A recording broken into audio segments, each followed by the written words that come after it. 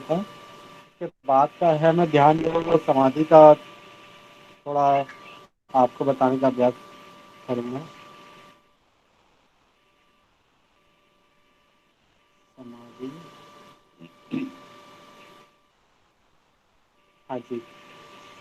तो गेरंद उपवाच का पढ़ रहे हैं, जैसे कि गेरंद संहिता में बताया गया है कि ध्यान ध्यान योग जो है वो 6 प्रकार के बताए गए हैं।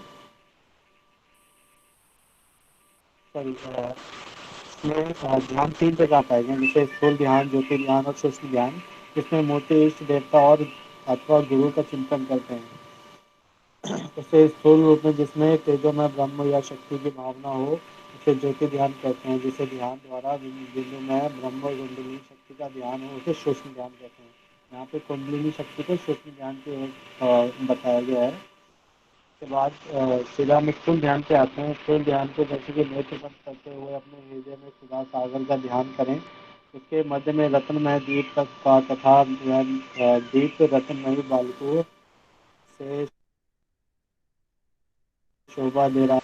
इससे चारों को खत्म वो बिछो से सबको सुनाई दे रहा है क्लियर? सभी सुन पा रहे हैं? नहीं, वॉइस क्लियर नहीं आ रही है।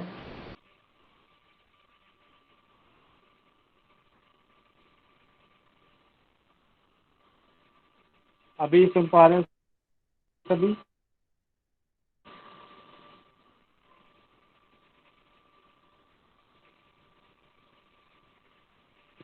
नेटवर्क प्रॉब्लम है थोड़ा यहाँ पे। एक सेकंड।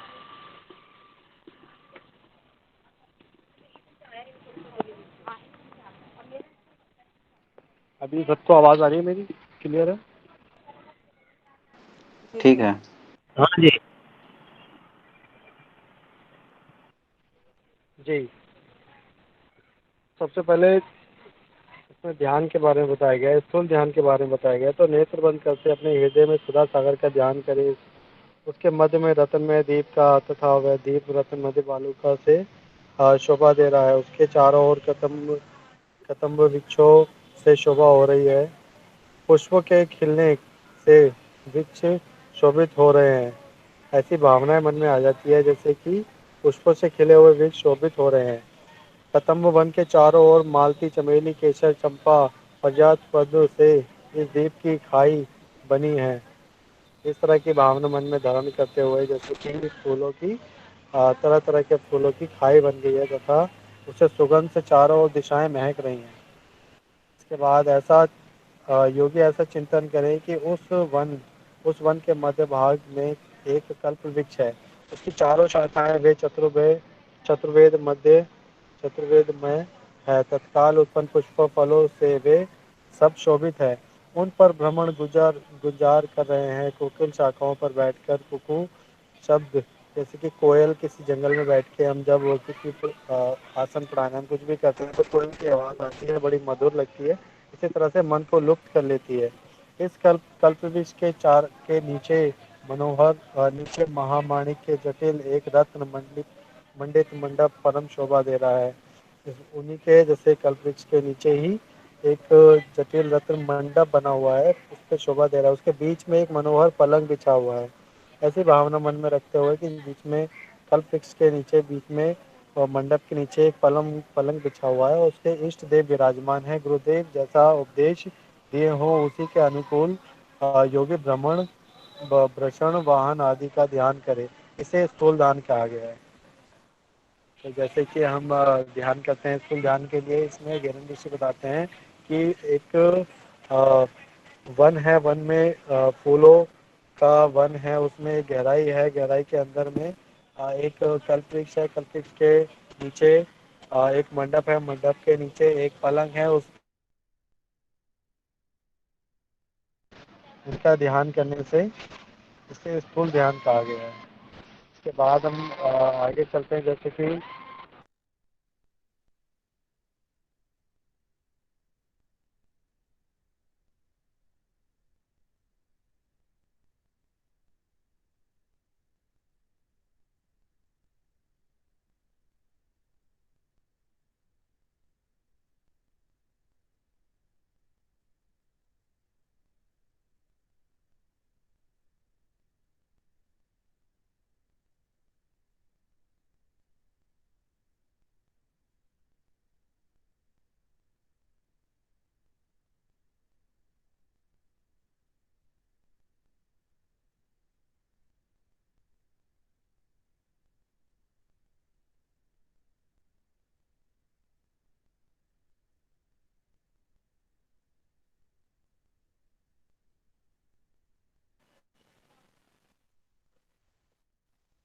हाँ जी, कभी सभी सुन पा रहे हैं, गलती से मेरा ही फ़ोन आ गया था, लेफ्ट हो गया था, ऑटोमेटिकली इसमें फ़ोन आता है, पिकअप हो जाता है, पता नहीं चलता है।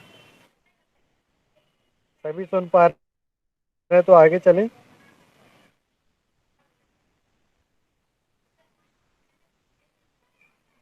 सभी साथी सुन पा रहे हैं? जी, आगे बढ़िए। जी, जी।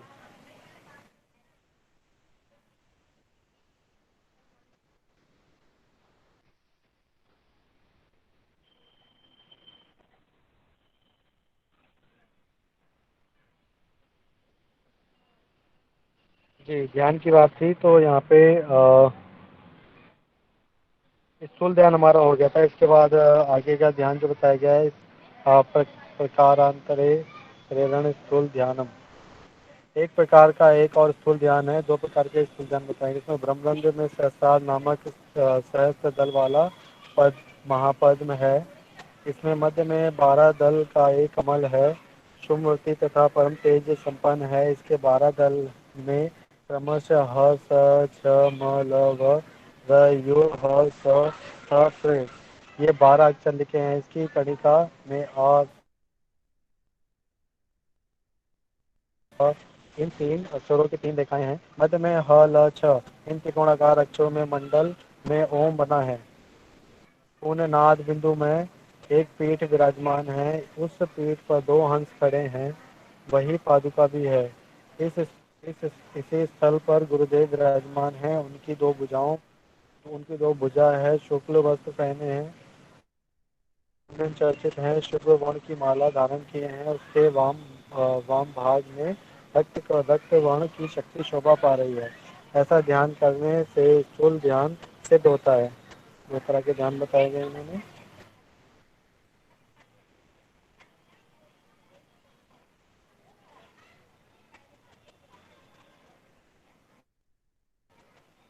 जी, स्थूल ध्यान में दो तरह के ध्यान बताए गए हैं।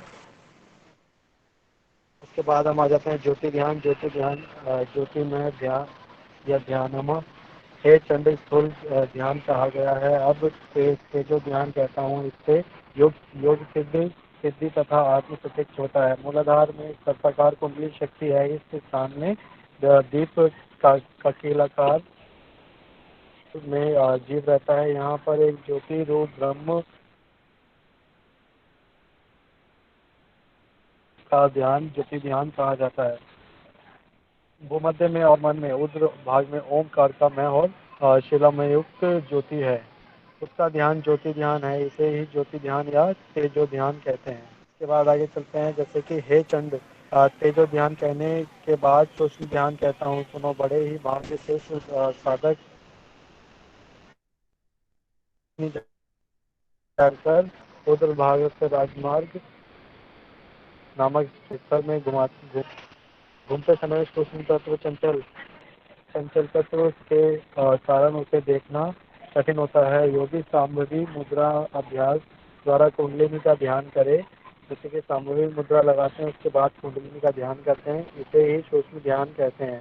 यह गोपनीय और देवताओं को भी दुर्लभ बनाते हैं। तो गहरीन ऋषि कहते हैं कि ये जो ध्यान है, ये देवताओं को में स्थूल से ज्योति ध्यान और 100 गुना श्रेष्ठ है। ज्योति ध्यान से सूक्ष्म ध्यान लाख गुना श्रेष्ठ है। और हे चंड, यह दुर्लभ ध्यान जो तुम्हें सुनाया, इससे साक्षात्कार तथा ध्यान सिद्धि होती है। इसके बाद आगे चलते हैं हम समाधि योग। समाधि योग में कहते हैं गिरन उवाच में, हे चंड, समाधि सबसे बड़ा योग है। बड़े भाग्योदय होने पर वह गुरु भक्ति एवं उनकी कृपा से ही प्राप्त होता है। पिता की प्रकृति, स्वगुरु की प्रकृति और आत्म की प्रकृति एवं मन का प्रबोध जिसको दिन दिन दिन बढ़ता है, वही योगी समाधि योग साधन के अभ्यास का अधिकारी होता है। मन को शरीर से पृथक करके परमात्मा में लगा दे। ऐसा करके योगी मुक्त हो जाता है। मैं ब्रह्म से भिन्न नहीं हूँ, मैं ब्रह्म ही हूँ, शोक युक्त नहीं हूँ, मैं सच्चिदानंद नित्य मुक्त स्वभाव वाला हूँ। समाधि 6 प्रकार की बताई गई है, जैसे कि ध्यान योग समाधि, नाद योग समाधि, संबंध समाधि, लय योग समाधि, भक्ति योग समाधि और राजयोग समाधि। सामूहिक मुद्रा में ध्यान योग की, खेचरी से नाग योग की, ब्राह्मणी से रसानंद की, योग मुद्रा से लय योग, भक्ति योग से सिद्ध योग और मनोमुद्रा से भक्ति योग की समाधि है। कुंभक से राज योग की समाधि सिद्ध होती है। ध्यान योग समाधि के आते हैं। तो ध्यान योग समाधि में सामूहिक के अनुष्ठान से पहले आत्म प्रत्यक्ष करें, फिर बिंदु में ब्रह्म का प्रत्यक्ष करता हुआ बिंदु में मन को लगावे, शेर में स्थित ब्रह्म लोक में आकाश के मध्य में आत्मा को लावे, फिर उस आकाश को जीव में लय करे, जीव को परमात्मा में लय करें, इससे नित्यानंद मुक्त हो जाए। इसे ध्यान योग समाधि कहते हैं। ध्यान योग समाधि के बाद नाद योग समाधि। जैसे नाद योग समाधि में क्या करते हैं, खेची मुद्रा का अनुष्ठान करके रसना, खेची मुद्रा से रसते हैं और ऊपर रखते हुए इसे साधारण क्रिया छूटकर समाधि से दो नाद योग समाधि के बाद रसानंद योग समाधि। रसानंद योग समाधि में ब्राह्मणी करके धीरे धीरे श्वास को निकाल दें। इस योग को करते समय देह के अंदर मतलब शरीर के अंदर भ्रमण समान गुंजार आवाज जैसे गूंजती है, जहाँ यह नाद हो वहीं पर मन लगावे, जहाँ पे आवाज सुनाई दे, नाद सुनाई दे, वहीं पे मन को लगाएं। इसे रसानंद योग समाधि कहते हैं। इसे द्वारा सोलह ज्ञान होता है और योगी सदैव आनंद में रहता है। रसानंद योग समाधि से योगी हमेशा आनंद में स्वभाव में रहता है। इसके बाद आते हैं लय सिद्धि योग समाधि। लय सिद्धि योग समाधि योनि मुद्रा करता हुआ योगी अपने में शक्ति भावना परमात्मा में पुरुष भावना करे, पुण्य मेरा मेरा तथा परमात्मा का शक्ति पुरुष में विहार हो रहा है, ऐसी भावना करे। आनंद में एकता प्राप्त कर ब्रह्म में मैं अद्वैत ब्रह्म हूँ, ऐसा चिंतन करे। इससे समाधि होती है। इसे लय सिद्धि योग समाधि भी कहते हैं। भक्ति योग समाधि। भक्ति योग समाधि में अपने हृदय में परमात्म पूर्वक भक्ति योग से इष्ट के स्वरूप का चिंतन करें। इससे आनंद बहने लगते हैं, शरीर पुलकित होता है, इससे मन अचेत और एकाग्र हो जाता है, ब्रह्म साक्षात्कार हो जाता है। इसे भक्ति योग समाधि कहते हैं। भक्ति योग समाधि के बाद हम आते हैं राजयोग समाधि। राजयोग समाधि में मनोमूर्छा, जैसे कि मूर्छा की अवस्था में कुंभक हम करने का अभ्यास करते हैं, उससे मन को ब्रह्म में एकाग्र है, ब्रह्म रज में मन को एकाग्र करते हैं। इस प्रकार परमात्मा के योग में राजयोग समाधि सिद्ध होती है। राजयोग समाधि के बाद हम आते हैं समाधि योगा हात्यम।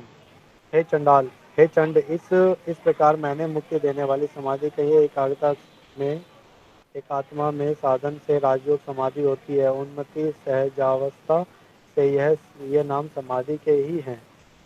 जल में विष्णु, इस तरह समाधि के बाद कहते हैं गिरिंद ऋषि, जल भावात्म में कहते हैं जल में विष्णु, स्थल में विष्णु, पर्वत शिखर में विष्णु, ज्योति में विष्णु, यह संपूर्ण जगत विष्णु में है। भूचर खेचर आदि जीव जंतु वृक्ष वेल लता तृण पर्वत ये सब ब्रह्मरूप हैं। योगी सबको आत्मा में तथा सब में आत्मा को देखता है। शरीर में चैतन्य सनातन आत्मा है। शरीर में भिन्न आत्मा को जानकर विरागत वासना रहित हो जाता है। शरीर अपना वासना रहित हो जाता है। इसके बाद गिरिंद ऋषि कहते हैं अपने देह में पुत्र बांधवादी धनादि में तत्व होकर समाधि को प्राप्त करें और इस प्रकार सब संकल्पों में रहित समाधि होती है। लयामिक्त यह तत्व शिव से कहा हुआ संक्षेप में मुक्ति का लक्षण कहा गया है। हे चंड, यह दुर्लभ समाधि मैंने तुम्हें बताई, ये जानकर पुनर्जन्म नहीं होता। ये सब समाधि करने पे